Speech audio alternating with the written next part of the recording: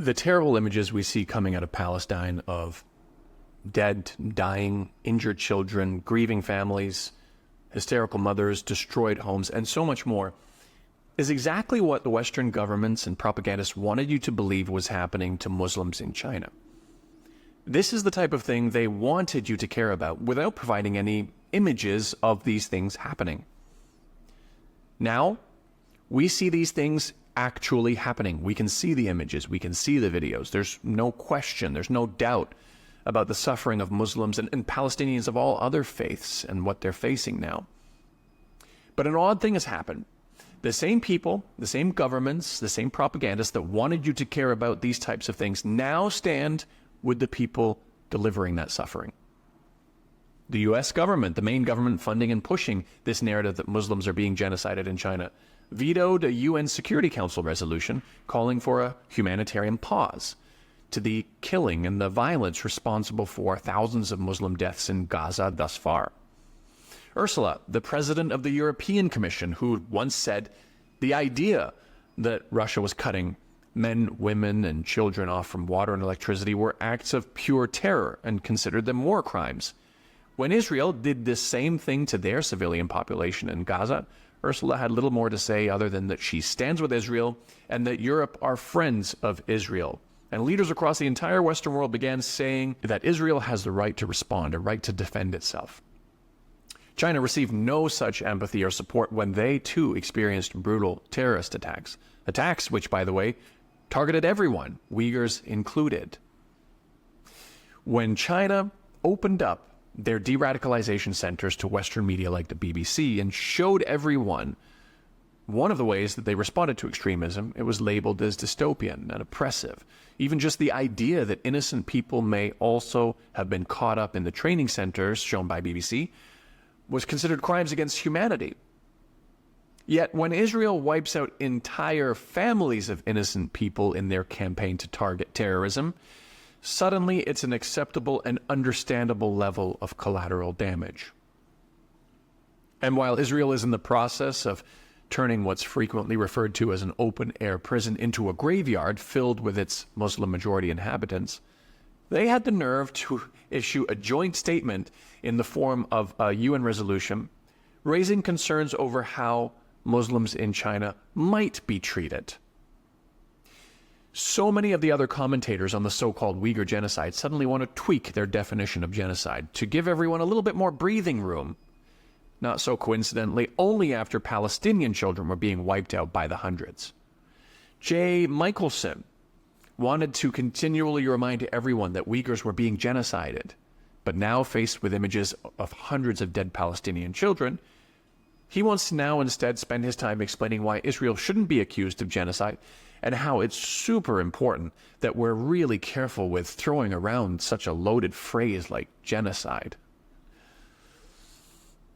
Jeffrey Kane, a propagandist and commentator also on the so-called Uyghur genocide, once criticized TikTok for removing any content that came from Uyghur commentators under any circumstances and said that it meant that TikTok saw Uyghurs as terrorists. Now, after he saw that some Uyghurs stood with Hamas or Palestinians, he expressed great disappointment. Does this now mean, according to his logic, that he himself suddenly believes there's a terrorist or terrorism sympathizer problem within the Uyghur community? I doubt he'll go that far. He won't say this directly, but certainly he went further than TikTok with his solution to this problem, and it didn't involve just trying to get their content taken down. Instead, Jeffrey began calling the FBI on Uyghur immigrants who sympathized with Hamas to get them deported from the U.S., the place where they were apparently headed to experience superior American freedoms, including free speech. Ben Shapiro said that virtually no one should be canceled for speaking about politics in an unapproved way, unless you were a proponent of canceling people over bad takes, in which case you can burn in the bed that you made for yourself. Now, Ben has begun making his own bed and called for the cancellation of anyone who has said anything that overlaps with what Hamas says, like, for example, the Palestinian people are oppressed. You know, Mehdi Hassan once quoted an academic, Michael Austin, in his book. He said that if Adolf Hitler said the world was round, that wouldn't make it flat. Now, Hamas is responsible for a brutal terrorist attack, but that doesn't mean that there aren't any objective truths mixed in with their messaging. Speaking of Mehdi Hasan, you'd think, with all of his American bootlicking he did for MSNBC, he would have been spared when they came for the Muslims. But amidst the crisis in Palestine, he and 2 other Muslim anchors were suspended in what appears to be an attempt to protect their narratives. Regarding American bootlicking, Muslim Uyghur groups coming out to show solidarity with Israel with limited or no empathy at all towards the Palestinian situation might not seem logical. But when you find their groups connected to and or funded by the American government, it suddenly makes sense. The World Uyghur Congress is a U.S.-funded organization, and they were also very quick to strongly condemn Hamas directly for their attack. But they had nothing specific to say about what their fellow Muslims are going through in Palestine, opting to use more ambiguous language. Now, some of these characters wanted to show support with the Palestinians or even Hamas directly in some cases, like with Arslan Hedayat. But after his friends scolded him for his expression of support and even threatened to call the FBI on him, as we saw earlier, he swiftly retracted his position, apologized, and got back in line. Now, to be fair, though, American influence aside, many overseas Uyghurs look at Israel's apartheid system and ethno-religious state as a model for what they'd like to achieve in Xinjiang. Even Arslan himself actually said that he wanted to see Xinjiang cleansed of all non-Turkic ethnic minorities, and other Uyghurs have praised Israel's Zionist philosophies. There are overseas Uyghurs who, of course, don't share these ideas, but usually they keep quiet, because we've seen before how Uyghurs who tried setting the record straight on the Uyghur genocide narrative, for example, were doxxed and chased off of social media. This is the true face of freedom in the West, and it applies not only to Uyghurs. For the most part, celebrities and other public figures need to show their support for Israel. And when these figures, in far more rare numbers, want to support ordinary Palestinians, they're expected to remain measured, and they're almost always required to attach a condemnation of Hamas to any expression of empathy toward Palestinians. It's a requirement that does not exist in the other direction. But for the most part, the safest bet is to still offer generous expressions of support to only Israel. You know, Justin Bieber posted an image of destroyed buildings with the words, "Praying for Israel" written over top.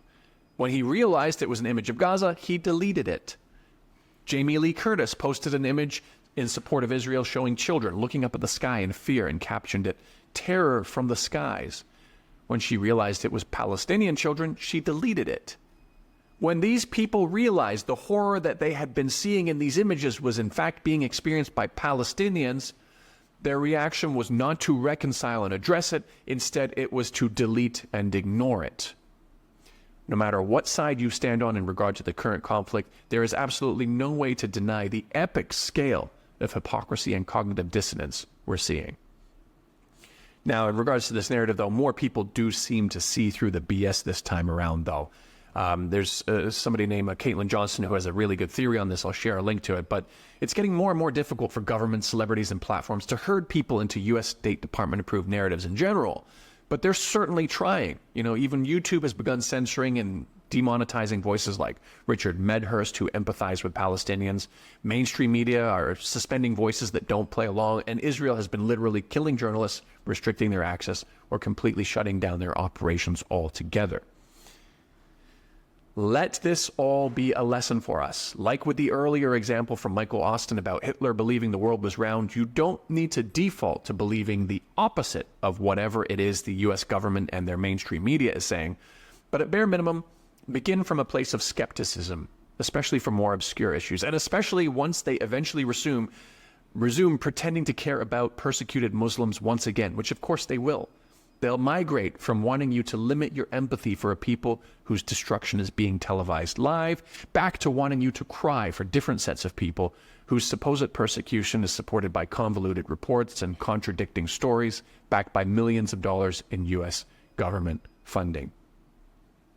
The next time you find Western governments and media desperate to convince you to care about the supposed suffering of people in one place, or attempting to downplay the empathy deserved by another set of people facing undeniable suffering elsewhere, you should have had enough experience by now to know that these contradictions mean They are not guided by any sort of moral code and often isn't even grounded in reality, as we've learned many times before.